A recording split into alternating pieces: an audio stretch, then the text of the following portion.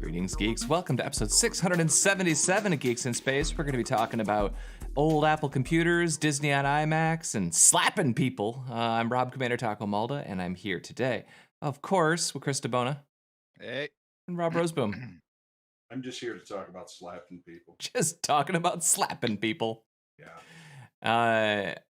All right, gentlemen. Well, the oldest one that I had on the list, my list is a little different than yours, Chris. Sorry. The original Apple-1 computer, these things show up on the auction house with some regularity. This one went up for $400,000. So, if you're sitting on any old computers. I picture Woz, like, goes into his garage, looks around, and it's just filled. And every year he goes in, he says, there's the kids, college education. And that one, there is my next pool. And that over there is my Segway collection. And he just sells them. I gotta hope that Woz in particular is in no way worried about paying for his kids' school. Yeah, no, I mean, he's, how old is Woz now? He's like 65? Something like that. Still tootling around in a Segway on the streets of Los Gatos as if nothing. He lives in a special world that's just for Woz. Yeah, he's kind of amazing. He's charming, and yeah. So I got nothing but good things to say about Woz. We're all jealous of Woz. Anyway, the computer is just you've seen pictures of I don't know if this is the actual one that sold, but they said it had a koa wood case. Oh, I saw that. Yeah. I that's interesting. Had a little fractured veil pride there in a moment. Yeah. But no, it's just I've watched like 2 or 3 different people rebuild these. You can get the PCBs, and most of the chips are still acquirable. And watching people rebuild these someday maybe, but if I was going to be rebuilding the computer, I don't think it'd be an Apple-1. Look at that thing. Look at how thick the PCB is. It's like thicker by itself than an entire iPhone. I love when you look at the boards too, where you can see that the traces are hand drawn.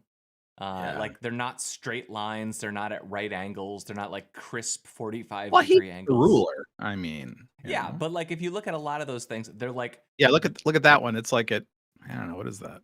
25 degrees off. I don't think we're seeing what you're seeing. So it can go from chip to chip. Oh, I'm sorry.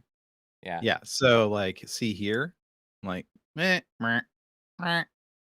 But a lot of those things, this one doesn't look to be as bad. I don't see any green wire though, so that's good.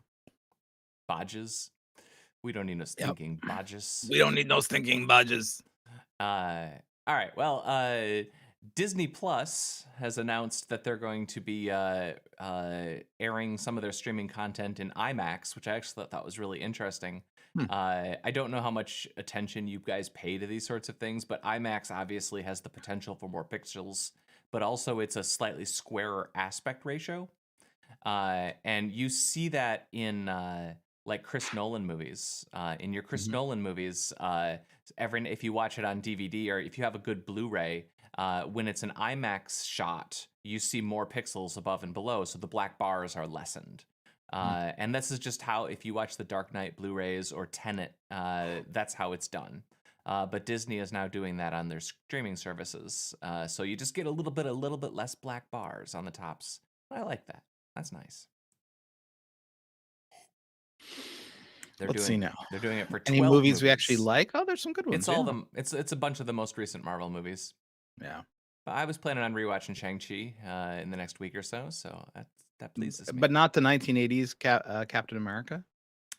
No, I'm not planning on watching the Italian Spider-Man? I'm not planning on watching either of those films, Chris. Although come on. Italian Spider-Man, I'm sure you watched that. I watched Hellraiser this week. So I'm all in on everything now. Hellraiser's not a bad movie. No, the first one's good. It's surprisingly the later ones. Yeah. Like, I'm not going to say that the movie is exactly great, but the monster effects in the last 30 minutes are awesome. It's almost like who's the filmmaker? He did, Clive Barker? No, not Clive Barker. This movie inspired. I really think it inspired what's his name who did Oh, crud. This is going to bother me. The one who makes the really uncomfortable monsters? Del Toro? Del Toro. Thank you. Oh, Guillermo. Oh, Guillermo. That's a different Guillermo, but I just like saying I like referencing my what's the darkness, the shadows, what we do in the shadows. There we go. Yes. Oh, Guillermo. Oh, Guillermo. Anyway, there's just a funny story on here. Why I hired a girl on Craigslist to slap me in the face. Which is just, it's an older story. I think I'd seen it before. I hope it's a joke. But he just 2012. Yeah, it's an old story. But she slaps him when he tries to use social media. That made me giggle. So my question is, this fella, I'm assuming it's a fella. 9 years old. 9 years ago. Oh, look, we can. Yep. This has got to be a bit. Well, it might not be, right? Sure. Wait, here we go. Are you ready? Manish Sethi. Let's see if it's turned into a career. A slap career. Here you go. She says, "What are you doing?" Bam. Stop doing it. Oh, yeah. It's a bit. Yeah, they're dating. I could do twice the job at half the price. That's all I'm saying, gentlemen. Yeah, right? I mean, he would never go back to... Yeah, if he really wants to stay off social media, right? I will ruin his cheek to make sure that he stays off Facebook. So Chris, the HDMI to hose, cue that up so we can watch it because it makes me giggle. It's so funny. Yeah. Okay, it's queued up. I apologize to our podcast audience. The following sequence is visual. You're going to have to envision a 3D printed nozzle in the shape of a HDMI port being attached to a hose. The other end of it attached to a laptop. My question is what HDMI hose is hollow? Yeah, it's not a thing. I just think it's... I mean, I feel like it's a joke. It's obviously a joke, yes. but it's a good joke. It's a satisfying joke. You know, I enjoyed this. That laptop ain't gonna work again. This little amuse-bouche of a story. All right, we got a couple of things that might be one of us keeps his mouth shut for. It's possible. YouTube has decided to make dislike counts on their videos private. Oddly enough, I know exactly what that's going to do. So have fun, guys. Boy, don't you though. So I probably should not say anything, but I'm going to say some stuff. Are you ready? I'm gonna drink some tea. Let's spill some tea. That's kind of what I'm saying here. First of all, I'll miss all the dislikes on our videos from our 2 viewers. The chance of getting ratioed really mattered to me. Yep, for sure. That's a joke. I don't care. The first call to remove dislikes was actually around the Google Plus era. And everyone was like, dude, no, that's crazy. We need our dislikes. There's a lot of crap that we need to get through if we don't have dislikes. And so apparently we're keeping the dislike button. We're just not showing it. Right. It's just a display thing. So that's not terrible. So at least we still have the ability to say this thing sucks as users, which I think is really, really important. But yeah,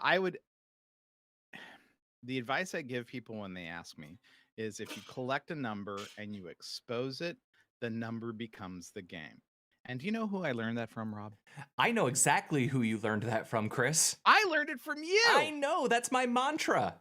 That's your mantra. And so am I upset that they took the visibility down? I guess I'm not, because it's consistent with our guidance for 25 years, where you don't expose the number or the number becomes the game. So here's my objection. I worry people aren't going to use it as much. Well, I don't care if they use it or not. What I care is that when you change the rules of one game, it influences the rules of another. So the dislike serves as a steam valve for frustration. And when you block off said steam valve, people then have to take their frustration elsewhere, and that will probably be the comments. And I gotta tell you, I'd sure prefer 1,000 dislikes to 100 comments expressing the same notion. Maybe, but the dislike is a very simple motion, right? Yep. You just click a button. It takes much more to actually go down to the comments and write something. For sure. I have no doubt that there'll probably be a few more You can still angry express yourself. comments, but I mean, I don't think it will make that a vastly bigger problem. You're saying that the YouTube comments couldn't get any worse? Partially that, but Sure. I mean, clicking an up or down arrow is a very easy thing to do. It takes almost no time, and you can takes no still do thought. it. You know, so from an expression of discontent, the users still have the satisfaction of hitting smash, and the creators see it in their dashboard. Yeah, they can still see the It's just numbers not shown internally. to the common person. So the reality is, I mean, so what I would have done is What would you have done? What I would have done is, well, I would have done a variation on what we did with the fire hose, which I wouldn't color code it, but I'd percentile it, or I'd you know, this is in the 50th percentile, some sort of quantifiable thing, so that the masses can, because I believe that when you see a story or a YouTube video be ratioed, that is an expression of the will of the people. Now, you might dispute that, and you might not like that it's being showed, but you need to respect that somebody's speaking that way, or people go somewhere else, the comments, and bitch there. So just figure out a way in that space to show that there's a groundswell of dispute. The word ratio is actually really powerful. The specific numerator and denominator don't matter in the ratio. It's the ratio that matters. So if there's a huge difference between the ups and the downs, that information should be surfaced to the users. You don't need to show me the number. You shouldn't show me the number. Showing me the number is actually bad. But you should show me that the ratio reflects something. Show me the big picture. Don't show me the details. Show me show me that's being taken away is the ratio. What's that? The thing that's being taken away from you as a user that you're going to miss is the ratio. Right. I don't care how many ups or downs anything has, honestly. I mean, it's a valid piece of information, but if you see a story or if you see a video and it's got 1,000 thumbs up and 600 thumbs down, that is the single most important piece of information that I can have when I'm judging this story or this video without watching it. So I think that's a huge. Did you see? So the Linus Tech Tips Tech Quickie about this? No. They basically talked about it and said, now everyone hit the down button before it goes away or whatever. And they had like a third down votes. It was very cute. I thought that was very funny. It's cowardice. But I'm easily amused, Reddit does a similar thing too. They don't show the downvotes on promoted stories, and that always pisses me off because I downvote every single promoted story. Why am I seeing this ad? Just in principle. I'm unenthusiastic about this ad. I don't want this ad in my Reddit stream. I thumbs down it, and they don't care, which is fine. Okay, if you should shave your outrage. You should save your outrage for this next story. It's an even bigger one. It is and it's not. It's an enterprise choice to turn a feature on and off inside Chromium. No, it's a willful and intentional disruption of the nature of the World Wide Web. It's not. This is no different than saying you can install it in this directory or that directory if you're an enterprise. The story. I think it stinks. The story to podcast users. It makes lazy schools. The story to podcast users is that Chrome has decided that they will disable view source. Allow installation managers to disable view source in certain policy environments. which is garbage. The World Wide Web is built on open standards. Among them is the free visibility of all of the JavaScript, HTML, whatever. That is part of it. And anything that you do to obscure that, I think, is disrespectful to what it's supposed to be. Okay, so all I'm gonna say is here it is. You know, we can even. Oh yeah, all that high quality minified CSS. Yeah, this is the Reddit code, as it were. So, and where's is it F12? Yeah, F12. Share this tab. Oh, it doesn't share the we saw the mojo. All right. Well,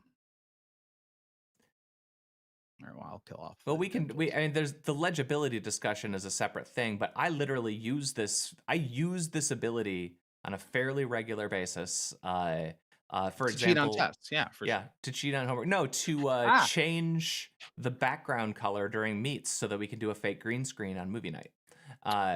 Which is a dumb use case, but it is only because of the accessibility of open standards that these things are possible. We all learned how to write our web pages by doing view source.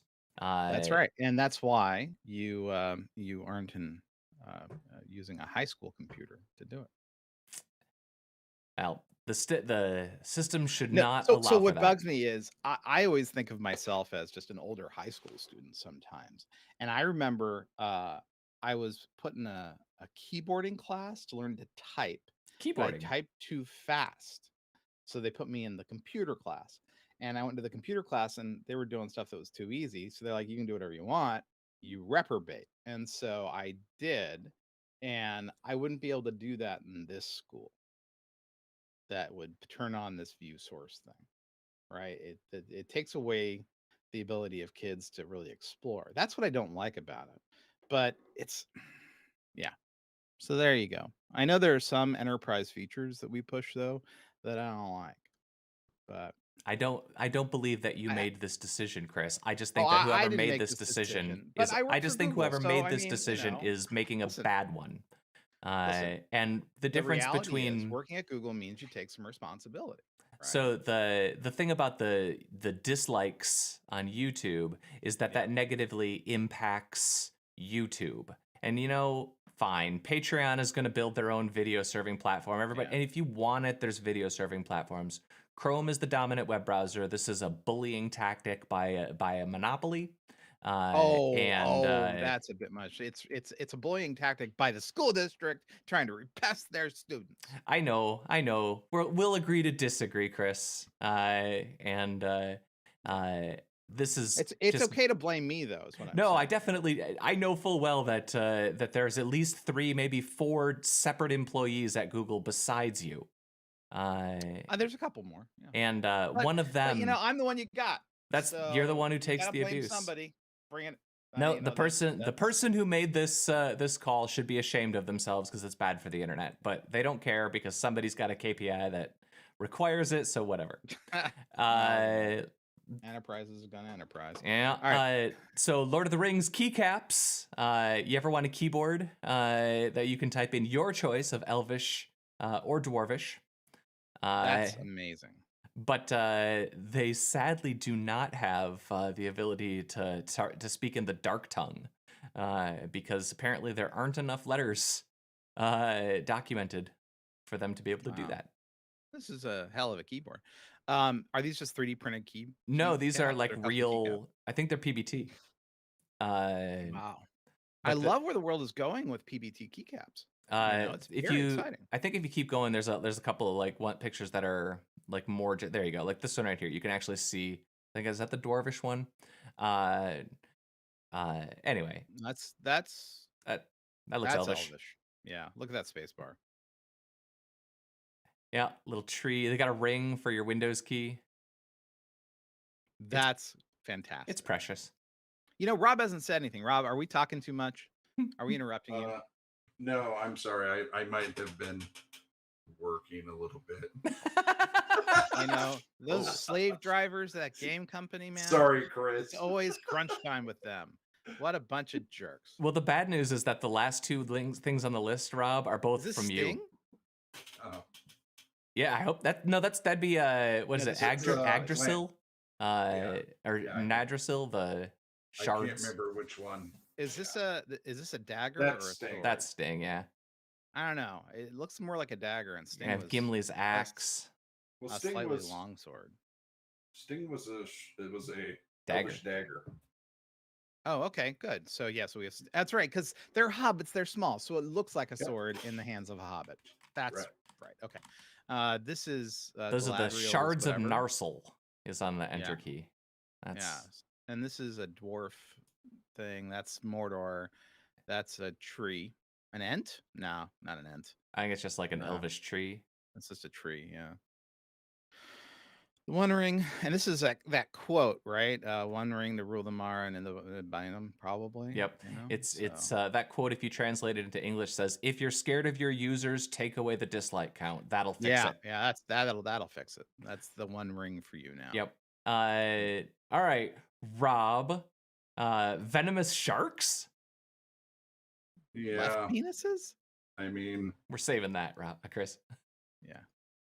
Yeah, I mean, the venomous shark story is a weird one because it's just like there are literally tens of thousands of fish that are poisonous.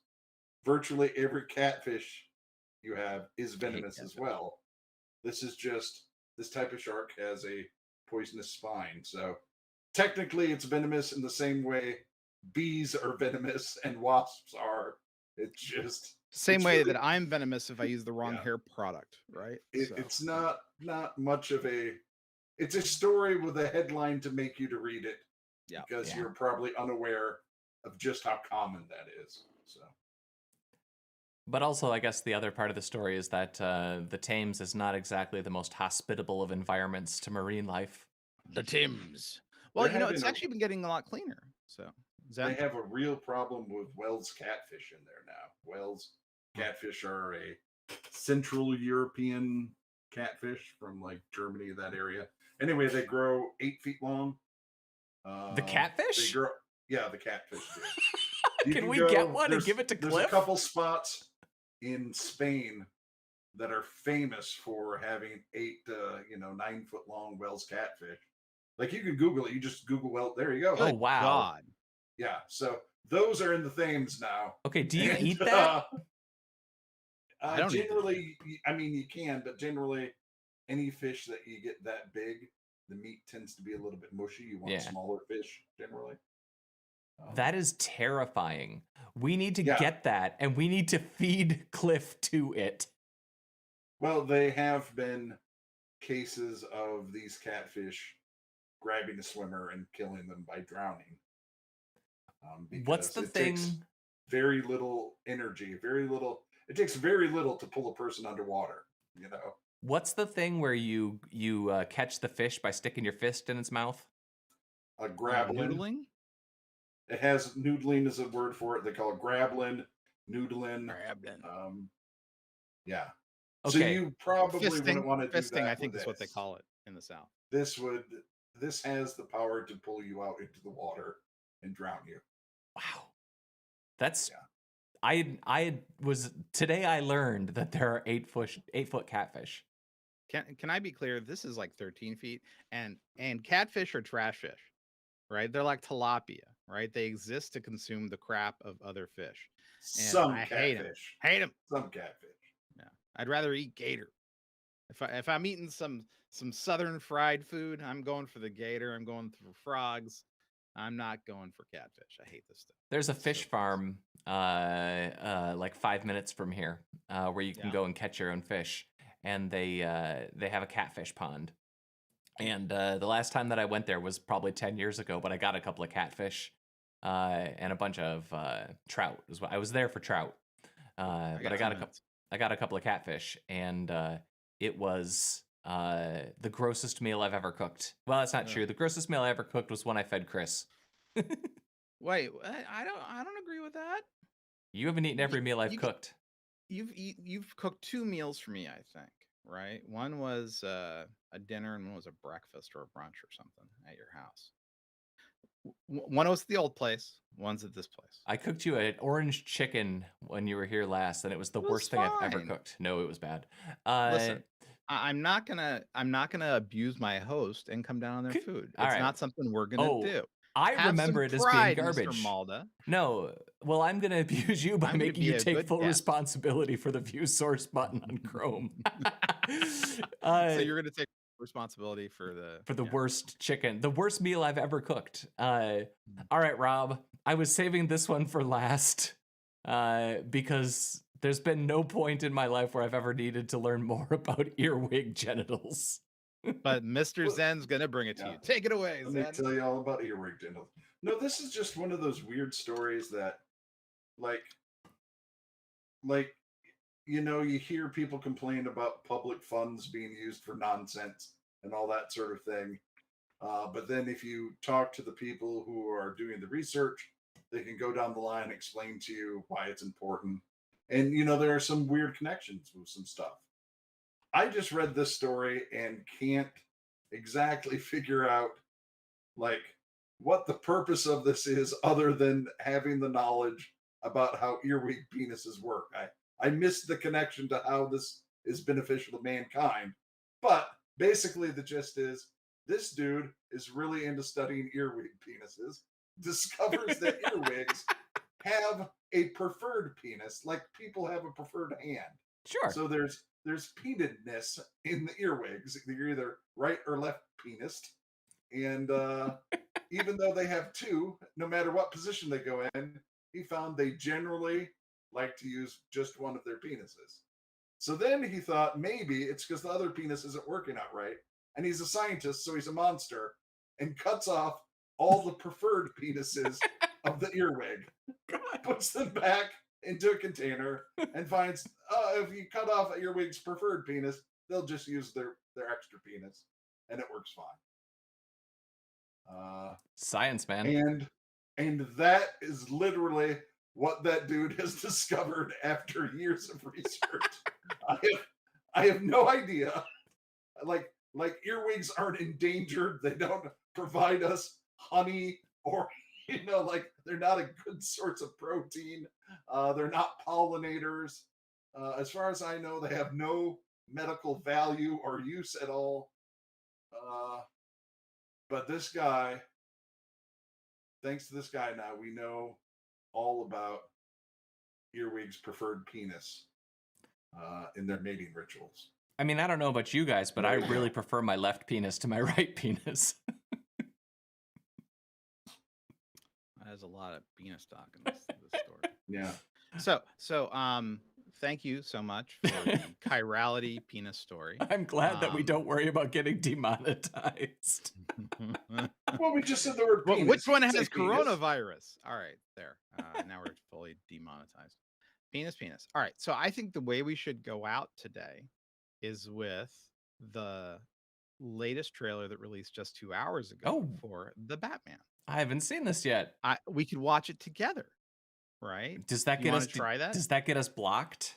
Probably. I don't care. All right. I mean, it's YouTube. It's like we're watching it together. It's in a window. Who cares, right? Press do the you button. want to do it a special way so it broadcasts well, Rob? If you're gonna have to unmute it. Okay, are you ready? Sure. I'm hitting play. We're starting with the Riddler. Go. Are you Really? You're buffering. I have a fantastic connection. That is extraordinary. Insulting. I worked at Google. This buffering is my fault. Yeah, you did this. First you took away the dislikes, then you took away view source. Now we're all buffering. All right, I gotta reload tab. Okay, here we go. Resharing tab and post. Oh, that's nice. I've been trying to reach you. When that light hits the sky, it's not just a call, it's a warning.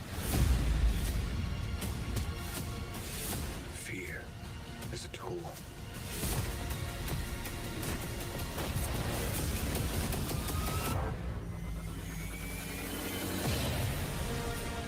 If this continues, it won't be long before you've nothing left. I don't care what happens to me. It's black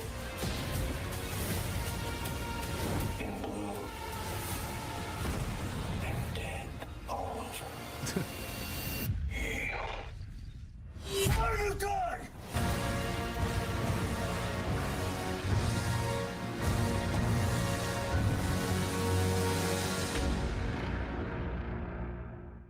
March 4. Well, that didn't do anything for me that I didn't already Yeah. have done for me. Except we got demonetized. And considering we, according to the Google report, used like 20,000 minutes of people's time last month, that's serious monetization, man. We should, when we finally make a website for this, that should be a fact that we put up. What? The most demonetizable channel on YouTube? No, the 20,000 minutes thing. We wasted so many minutes. Is that true? Per month or like ever? last month? Really? It's a number that I'm skeptical of. Podcast number or is that a YouTube number? It's a YouTube number. I'll find the email. I will say YouTube's very careful about that number. So I actually believe it, you know. So if people leave like in minute 15, they're not giving it to you. You know? Really? Then we're not doing Facebook. If that's the case, then we're doing way better than I thought. I don't know. I mean, 20,000 minutes. I mean, how many minutes have we spent on the stand? Oh, millions. You know? And that's We're not on counting the time that we spend monkeying around with our AV 7,192. equiment. Yeah, right. Not to mention the ones Jeff lost. I mean, Jeff wasted an enormous amount of people's time. Like 450 episodes. He has no respect. Ugh. You'd think we would have noticed. He's kind of a monster. It's true. It's always been true. That's what I always said about Jeff, you know. Kind of a monster. Kind of a monster. All right, gentlemen. Let's go about our day. Gerard Colin Farrell or something. I don't know. Goodbye, Mr. Rob Roseboom. Okay, goodbye. Goodbye, Mr. Chris DeBona. Okay, goodbye. I was Rob Commander Taco Malda. That was Geeks in Space. It's Chris's fault for taking away the button. Bye.